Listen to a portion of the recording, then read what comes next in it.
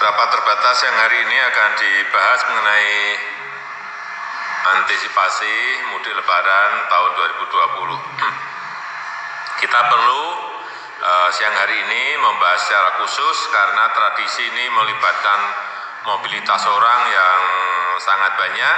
Sebagai gambaran, tahun 2019 terjadi pergerakan kurang lebih 19,5 juta orang ke seluruh wilayah Indonesia. Oleh sebab itu, di tengah merebaknya pandemi COVID-19, adanya mobilitas orang yang sebesar itu sangat berisiko memperluas penyebaran COVID-19. Bahkan laporan yang saya terima dari Gubernur Jawa Tengah, Gubernur DIY, pergerakan arus mudik sudah terjadi lebih awal dari biasanya.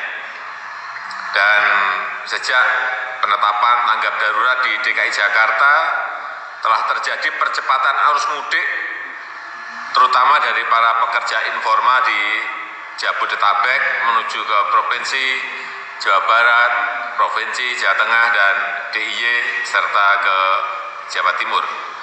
Dan selama 8 hari terakhir ini tercatat ada 876 armada bus antar provinsi yang membawa kurang lebih 14.000 penumpang dari Jabodetabek ke Jawa Barat, Jawa Tengah, Jawa Timur, dan DIY. Ini belum dihitung arus mudik dini yang menggunakan transportasi massal lainnya, misalnya kereta api maupun kapal dan angkutan udara, serta menggunakan mobil pribadi.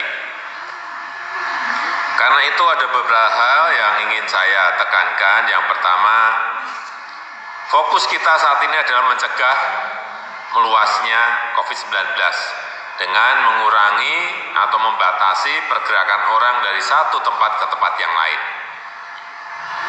Dan yang kedua, demi keselamatan bersama, saya juga minta dilakukan langkah-langkah yang lebih tegas untuk mencegah terjadinya pergerakan orang ke daerah.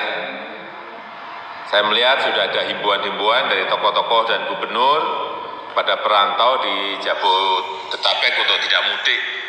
Dan ini saya minta untuk diteruskan dan digencarkan lagi, tapi menurut saya juga himbauan-himbauan seperti itu juga belum cukup.